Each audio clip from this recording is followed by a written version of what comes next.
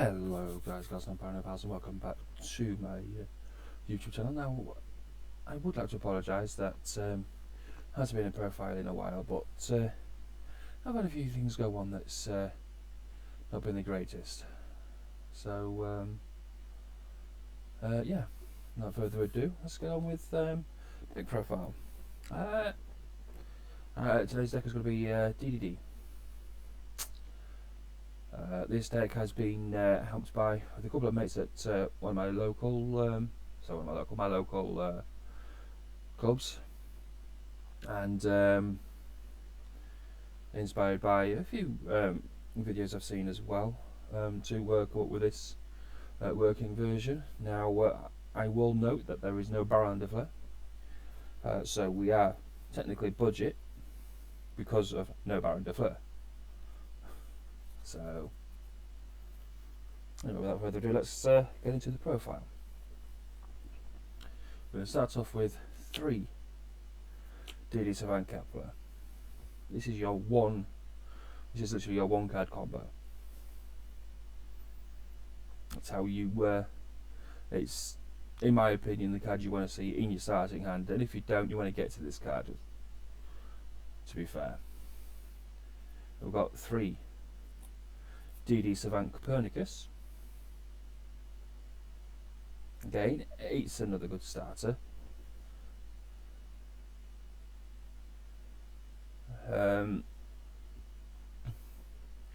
Just not as good as Kepler. Then we've got the 1 DD Savant Thomas. 3 DD Griffin. Absolutely fantastic. Special summon itself, as long as you control a DD. Another DD monster. We've got 2 DD Arthas and 1 DD Cerberus.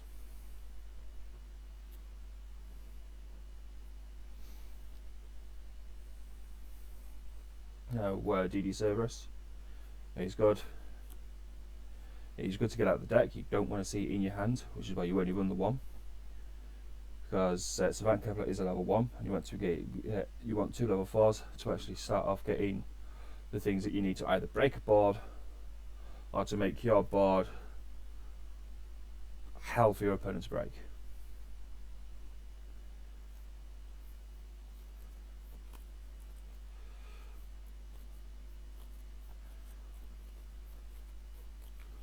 Then go on to the non-pendulum DDs. We run 3 DD Swirl Slime and the 1 Necro Slime. If you see both of these in your hand, you are golden. You have your literal Anti-Nibiru. It is possible to get that done regardless, but you see these 2 in your opening hand. With this, you have a nigh on unbreakable board. Now, every board is breakable, which is why I said nigh on. Then we have the 1 Lamia and the 1 Typhoon. Self-explanatory. It's all about getting those are all about getting those synchros. Now we're going to the DDD. I won 1 Oblivion King Ragnarok, 1 Chaos King Apocalypse, 1 Vice King Requiem, and the 1 Go DDD Divine Zero King Rage.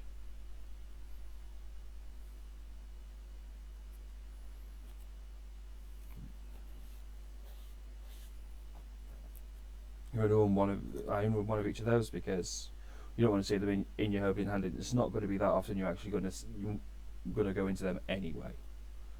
And as for the hand traps, the monster lineup, Triple Ash, Triple Effect Veiler.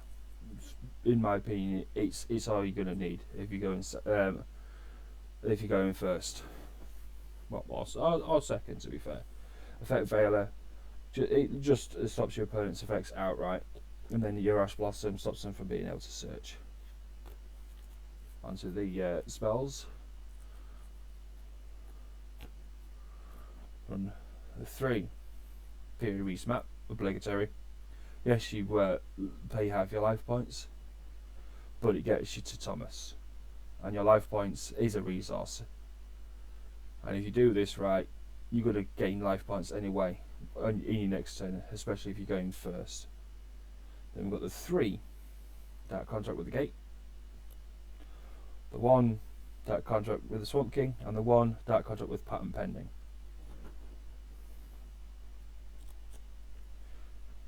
Your Searcher to get to your Savant Kepler.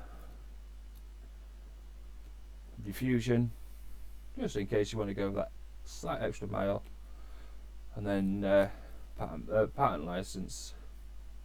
You don't want to see this too often. If you do, it's all well and good. Good to get an extender, I think.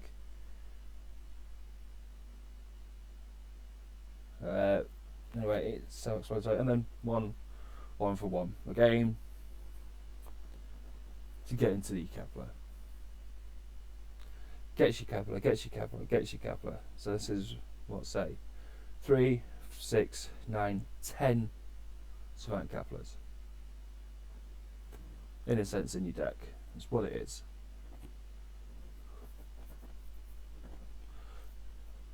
Like I said, in my opinion, you want to get DD Savant Kepler. Then onto the traps. The 1 DD Headhunt, and the 3 obligatory Infinite Impermanence. Now I run this in most of my decks, and it's not let me down in any duel yet.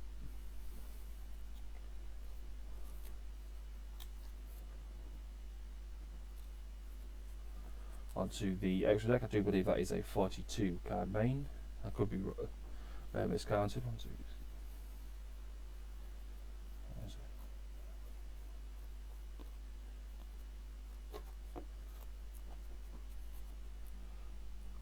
Yeah, it's a 42 card main. Now onto the extra deck. I run 2 DDD Deviser King Deus Machinex. This is the one that literally says you can either remove 2 materials or use one of your dark contracts. Now, if you now say you've got 3 dark contracts, this can get more material instead of losing material, and it's once per chain, not once per turn.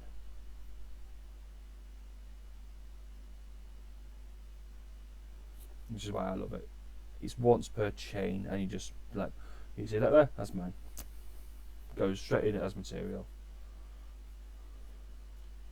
Then we have the DDD Wave Hiking Caesar. It is possible to get to this in 3 summons. Ideally, you want to get into it in 3 summons, which is why, like I said, I mentioned your Necro Slime in your Swirl Slime, Necro Slime. You see those in your opening hands. You've got Wave Hiking Caesar. So if your opponent wants to Nibiru, they could bring Nibiru to the side of the hub, but they cannot tribute anything of yours because you just remove material off Caesar. Then we have your other 2 cards to maximise amount of materials on Deus Machinex, your DDD Marksman King Tal, and your DDD Wave King Caesar. Wave King Caesar, Marksman King Tal, Machinex. A lot of players that I've seen want to use King Tal's effect and then try and get more and more stuff on the field. In my opinion, they kind of overextend a little bit too much. If it works for them, it works for them. Doesn't work for me. So I just use them to build materials for Deus Machinex. Then we have the 1, probably not the greatest, but in my opinion, one of my personal favourite DDDs, Dragonbane King Wolf, Beowulf. Guys, one DDD monster, one DD monster.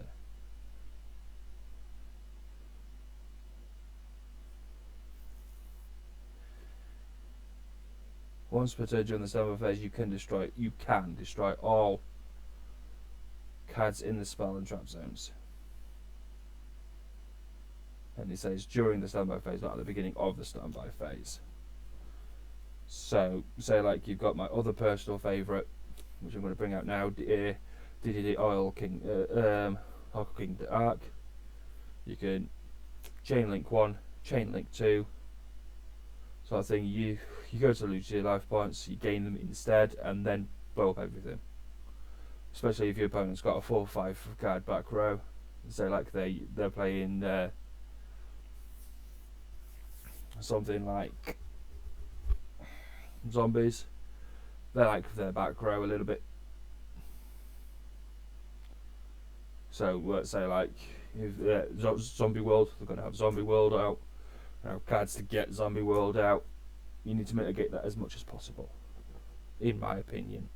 Or if that's just by locals, I don't know.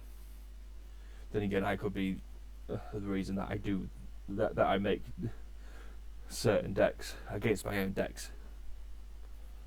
So we've got 2 Flame King Genghis, 1 Flame High King Genghis,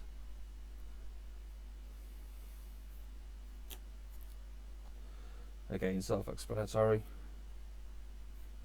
You want this is your ticket into King High Wave Caesar, or Wave High King Caesar, sorry.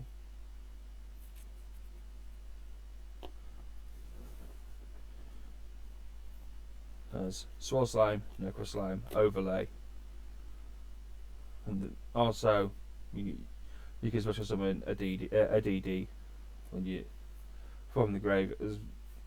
So again, self-explanatory. And then we have the last fusion, which is DDD Super Doom King Purple Armageddon. It's the only Armageddon that I run. Personally, it's the only one that I want to run, and I don't see it in any games. I've never gone into this at all. Same with this section, I've never gone into DDD Cursed King Siegfried. Again, it's just there if you need it. And then the MVP of the deck, 3 DDD Abyss King Gilgamesh. In my opinion, like I said, the MVP of the deck. Yes, it's a hard once per turn, not a soft once per turn. But you can go into all 3 of these in one turn.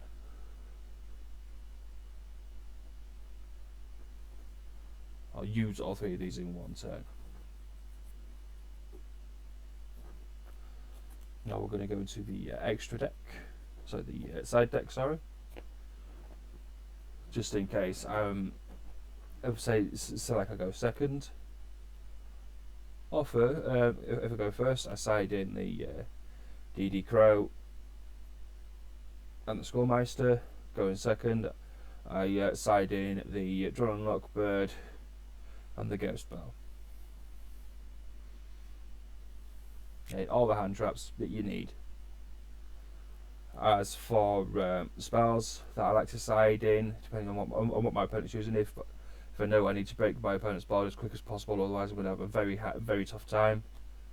The Raigeki, the Happy's Feather Duster, and the Dark World No More. And just in case I'm going first, so they've got something to ash me, or Ghost Bell, or anything else like that, I've got the call by.